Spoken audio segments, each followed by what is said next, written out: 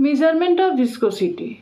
इसके पहले हम लोगों ने जाना कि विस्कोसिटी क्या है, और अभी हम लोग जानेंगे कि विस्कोसिटी को आखिर मेज़र कैसे करेंगे डिफरेंट लिक्विड के केस में। तो इसके पहले हम लोगों ने देखा था कि ईटा के लिए हम लोग पॉइज का यूज़ करते हैं। वहाँ पे हमने बताई थी कि पॉइजली जो थे एक साइंटिस्ट थे जिन्हीं के नाम पे हम लोग पॉइज यूनिट रखा है ईटा के लिए। ये पॉइजली ने एक ईटा को डिटरमाइन करने के लिए एक इक्वेशन दिया था, जो कि कैपिलरी के केस में अगर कोई लिक्विड किसी कैपिलरी में है तो उसका हम कैसे विस्कोसिटी डिटरमाइन कर सकते हैं। Eta is equal to pi P R पे पावर 4 टी अपॉन 8 LV होता है। यहाँ पे जो V है वो वॉल्यूम ऑफ लिक्विड है जो कैपिलरी ट्यूब से T टाइम के लिए फ्लो करा रहे हैं। P जो है वो प्रेशर है, R जो है वो रेडियस है ट्यूब का, और L जो है वो लेंथ है ट्यूब का। लेकिन हर समय ये एग्जैक्ट वैल्यू जो होता है P का या R का, L और V का हम मेज़र नहीं कर सकते। इसलिए हम किसी भी लिक्विड के केस में रिलेटिव विस्कोसिटी डिटरमाइन करते हैं। कैसे? तो हम रिफरेंस के रूप में जो वाटर जो होता है उसको विस्कोसिटी को हम लोग लेते हैं, और उसके रिफरेंस में जिस लिक्विड का भी हमें विस्कोसिटी निकालना होता है उसको निकालते हैं। अब अगर फ्लो के लिए कैपिलरी में पर्टिकुलर वॉल्यूम को फ्लो करने में कितना टाइम लगता है, ये टाइम है, टी है। तो ये टी जो होगा वो वाटर के लिए अलग होगा, और जिस लिक्विड को के लिए हम जिसकी विस्कोसिटी निकालना है उसके लिए अलग होगा। तो इसको हम लोग क्या कर सकते हैं, सेम कैपिलरी से वाटर को और उस पर्टिकुलर लिक्विड जिसकी हमें विस्कोसिटी निकालना है उसको फ्लो करा के डिटरमाइन कर सकते हैं, और उस दोनों का सेम वॉल्यूम हमें लेना होगा। वी वॉल्यूम जो होगा वो कांस्टेंट होगा दोनों लिक्विड के लिए, वाटर के लिए भी और जिस पर्टिकुलर लिक्विड का हमें विस्कोसिटी निकालना है, ईटा डिटरमाइन करना है, उसके लिए भी। अब हम क्या करेंगे कि ईटा 1/ईटा 2 लेंगे। मतलब अगर वाटर का जो हमें वाटर जो है जिसका विस्कोसिटी हमें पता है उसके लिए हम मान लेते हैं कि ईटा 1 है, और ईटा 2 क्या होगा, जो लिक्विड जिसकी विस्कोसिटी हमें निकालनी होगी उसका वैल्यू होगा। तो वो क्या करेंगे, दोनों का रेशियो ले लेंगे। तो फॉर्मूला से हमें पता है कि ईटा क्या है, पाई पी आर पे पावर 4 टी अपॉन 8 LV। तो ये क्या होगा, यहाँ पे ये जो P जो है प्रेशर है, तो दोनों लिक्विड के लिए प्रेशर अलग होगा। लेकिन चूंकि हम एक ही कैपिलरी को यूज कर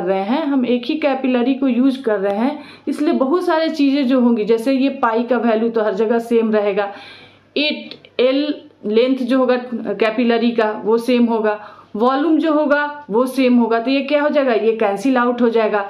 रेडियस जो कैपिलरी का होगा वो कैंसिल आउट हो जाएगा। तो इस तरह से हमें क्या मिलेगा, ईटा 1/ईटा 2 is equal to P1 T1/PT2 मिलेगा। T1 T2 जो है वो हम क्या कर सकते हैं, वो तो हम कितना पर्टिकुलर वॉल्यूम जो है कितने टाइम में पर्टिकुलर लेंथ को पार किया, ये तो हमने डिटरमाइन कर सकते हैं, ईजिली डिटरमाइन कर सकते हैं। अब क्या है, प्रेशर हेड जो होता है, P1 P2 कैसे डिटरमाइन करेंगे पर्टिकुलर लिक्विड के लिए, तो ये जो प्रेशर हेड होगा वो पर्टिकुलर लिक्विड के डेंसिटी के डायरेक्टली प्रोपोर्शनल होता है। तो यहाँ पे P की जगह हम क्या करेंगे, उस लिक्विड का वाटर की डेंसिटी और जो पर्टिकुलर लिक्विड हमने लिया है जिसका ईटा हमें डिटरमाइन करना है उसकी डेंसिटी को यहाँ पे हम लोग डाल देंगे। तो वाटर के लिए अगर ईटा हमें पता है तो दूसरे के लिए ईटा भी हम डिटरमाइन कर सकते हैं, क्योंकि D1 T1 D2 T2 हमें मालूम हो गया। तो ईटा 1 अगर हम वाटर के लिए लेते हैं तो ईटा 2 दूसरे लिक्विड के लिए लेंगे, या फिर अगर ईटा 2 हम वाटर के लिए लेते हैं तो ईटा 1 हमारा जो लिक्विड होगा जिसका डिटरमाइन करना है उसके लिए होगा। दोनों में से कोई भी हम रख के किसी भी प्लेस पे हम क्या कर सकते हैं, एक का वैल्यू निकाल सकते हैं, क्योंकि सारा चीज़ इसमें हमारा नोन हो जाएगा। एक ईटा हमें मालूम होगा और ये चारों का चारों D1 T1 D2 T2 हमें मालूम है। तो इस तरह से हम क्या कर सकते हैं, जो हमारा लिक्विड होगा उसका हम ईटा को डिटरमाइन कर सकते हैं। एक और हमारे पास मेथड है जिसे हम लोग ऑस्टवर्ड विस्कोमीटर कहते हैं, ऑस्टवर्ड मेथड कहते हैं। इसमें विस्कोसिटी डिटरमाइन करने का सेकंड मेथड जो है वो ऑस्टवर्ड मेथड है। इसमें एक पर्टिकुलर ऑपरेटर्स का हम यूज़ करते हैं जिसे हम ऑस्टवर्ड विस्कोमीटर कहते हैं। यहाँ पे हम जो लिक्विड जो होता है यहाँ पर भी हम रेफरेंस लिक्विड लेते हैं, यानी कि एक बार हम क्या करते हैं वाटर को यूज़ करते हैं और दूसरी बार जिसका विस्कोसिटी हमें पता होता है, और एक बार हम पर्टिकुलर जो जिस भी लिक्विड का विस्कोसिटी डिटरमाइन करना है उसका यूज़ करते हैं। और इसमें हम करते क्या है कि एक फिक्स वॉल्यूम को, मान लीजिए हमने 25 ml लिया है तो 25 ml हम लिक्विड का लेते हैं और यहाँ से पोर कर देते हैं, ठीक है। और उसी लिक्विड को पिपेट के थ्रू हम लोग इसमें डाल देंगे। पिपेट के थ्रू हमने पर्टिकुलर फिक्स वॉल्यूम एक लिक्विड का 25 ml जैसे हमने लिया तो यहाँ पे डाल देंगे, और यहाँ से हम सक करके ए पॉइंट तक, ये जो ए पॉइंट है यहाँ तक हम उस लिक्विड को ले आते हैं। और इस ए से बी तक आने में उसको कितना टाइम लगा है इसको हम लोग जो है डिटरमाइन कर लेते हैं। देखते हैं कैसे करते हैं। अ definite volume of liquid is poured into the bulb C with a pipette, ठीक है। जो अभी हमने बात की पिपेट के थ्रू हम लोग यहाँ पे क्या करेंगे, इसमें हमने लिक्विड को ले लिया, फिर यहाँ से हम क्या करेंगे इसको सक कर लेंगे। The liquid is sucked up near the top of the left limb with the help of rubber tubing attach to it. यहाँ पर हम लोग क्या करेंगे, यहाँ से सक कर लेंगे, ठीक है, ताकि लिक्विड जो है ए पॉइंट तक आ जाए। The liquid is then released to flow back into the bulb C. The time T1 from A to B is noted with a stopwatch. The same process is repeated with water. क्या किया हमने, यहाँ से liquid को पोर किया, यहाँ पे liquid आ गया, उसके बाद हमने एक यहाँ से उस लिक्विड को सक कर लिया, ए पॉइंट तक लाया और ए से बी तक उसको फ्री फ्लो होने दिया फिर, और ए से बी तक कितने टाइम में आया ये स्टॉप वॉच के सहारे हम क्या कर लेंगे उसको डिटरमाइन कर लेंगे। ये हम वाटर के लिए भी करेंगे, ये सेम जिस लिक्विड का हमें विस्कोसिटी निकालना है, जिसके लिए हमें ईटा डिटरमाइन करना है, उसके साथ भी करेंगे, दोनों के लिए करेंगे, ठीक है।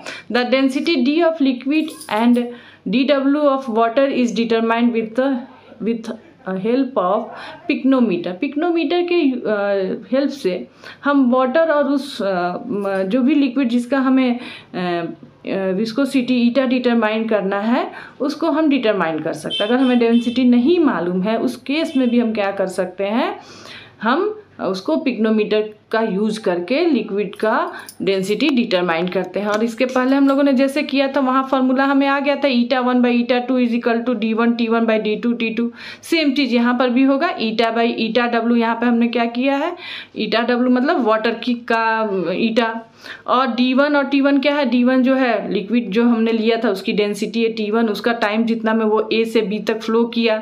वैसे ही DW क्या है, डेंसिटी है वाटर की, और T2 क्या है, जो टाइम उसने लिया वाटर ने लिया है फ्लो करने के लिए कहाँ से कहाँ तक, A to B से, ठीक है। और इसके थ्रू हम क्या कर सकते हैं इजीली, यहाँ से हम चूँकि हमें सब चीज़ पता है D1 T1 DW T2 और ईटा W भी हमें पता है, वाटर की विस्कोसिटी कितना है हमें पता है, वाटर की डेंसिटी पता है, कितना टाइम लिया, लिक्विड की डेंसिटी कितनी है, कितना टाइम लिया, इसको हम यूज़ करके क्या कर सकते हैं इजीली ईटा डिटरमाइन कर सकते हैं किसी भी लिक्विड का जिसका हमें निकालना है। हम लोग कुछ क्वेश्चन देखते हैं। इसके पहले हम लोग एक चीज़ और जान लेते हैं कि effect of temperature on viscosity. जो टेम्परेचर हम लोग जानते हैं कि अगर हम टेम्परेचर इंक्रीज करते हैं तो विस्कोसिटी डिक्रीज करता है, ये चीज़ हम लोग जानते हैं। और ये रिलेशन है किसके बीच में, ईटा और टी के बीच में। वो क्या होता है, ईटा इज इक्वल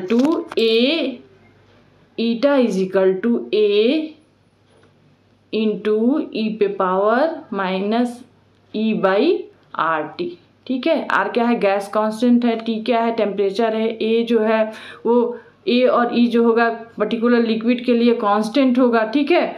और अगर हम इसको लॉगरिथम में सेम इक्वेशन को लाएं तो क्या होगा, ln eta is equal to A plus E by R T.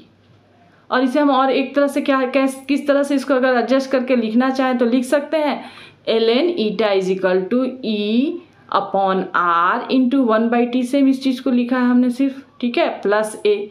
अब इसको इसलिए लिखा है क्योंकि ये कैसे इक्वेशन में आ जाएगा, इसको हम कंपेयर कर पाएंगे जो हमारा स्ट्रेट लाइन का इक्वेशन होता है y is equal to M X plus C के, ठीक है।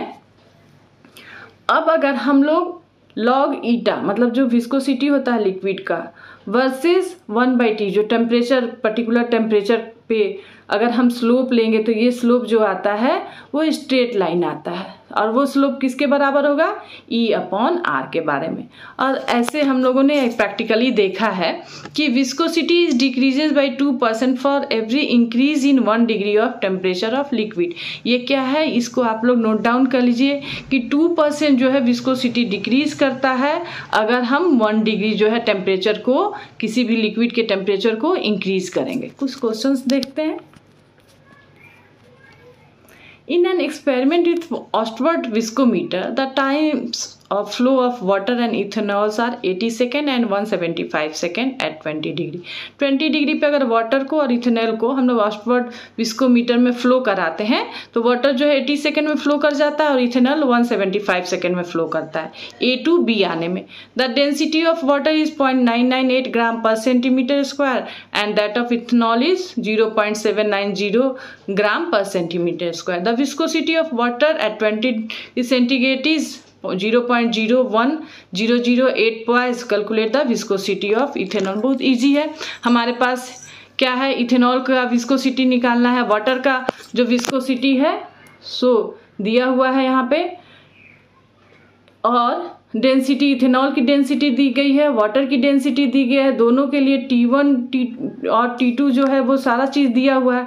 तो ईटा का वैल्यू हम निकाल सकते हैं। ईटा इज इक्वल टू क्या हो जाएगा, ऐसे हम लोग जानते हैं ना, eta by eta W is equal to DT1/DT2। Eta W को केवल इस साइड ले गया है, यहाँ पे क्या था, डिवीजन में था, तो यहाँ मल्टीप्लाई में हो जाएगा। सिंपल है, सारा वैल्यू हम लोग रख देंगे तो हमें क्या होगा, उसको सॉल्व कर लेंगे तो ईटा का वैल्यू, इथेनॉल के लिए ईटा का वैल्यू जो है हमें मिल जाएगा। सिंपल सा क्वेश्चन होता है, इसको काफ़ी इजी है। केवल क्वेश्चन जितना लंबा है देखिए आंसर कितना छोटा है, केवल फार्मूला पे पुट कर देना है। In an experiment with Ostwald viscometer, pure water took 1.52 minutes to flow through the capillary at 20 second. 20 degree centigrade पे 1.52 मिनट में ऑस्टवर्ड विस्कोमीटर में A to B आ रहा है water. For the same volume the another liquid of density 0.8 ग्राम पर centimetre cube, the flow time will be 2.25 minutes. और दूसरा जो liquid है उसके लिए फ्लो टाइम क्या है, 2.25 मिनट्स है। Find the relative viscosity of liquid and it's absolute viscosity in centipoise. Density of water at 20 degree centigrade is 0.9982 and absolute viscosity of water is 1.00 second centipoise. दोनों दे दिया हुआ है, सिर्फ हमें क्या करना है, वैल्यू पुट करना है। तो हम जानते हैं eta by eta W is equal to DT1/DW/T2। Eta का वैल्यू निकालना है, क्या करेंगे, ईटा W का वैल्यू दिया हुआ है, ठीक है। तो डेंसिटी भी, दोनों की डेंसिटी दी गई है, दोनों के लिए टाइम दिया गया कितने देर में सेम वॉल्यूम फ्लो कर रहा है। तो जो लिक्विड था उसके लिए 2.25 था और जो वाटर था उसके लिए 1.52 था। डेंसिटी लिक्विड की 0.8 थी और वाटर की क्या थी, 0.9982 था। सिर्फ वैल्यू हमें यहाँ पे पुट कर देना है, ठीक है। ईटा का वैल्यू भी दिया गया है और इसको हम पुट कर देंगे यहाँ पे, तो जो लिक्विड होगा उसके लिए ईटा का वैल्यू क्या आ गया, 1.184 आ गया।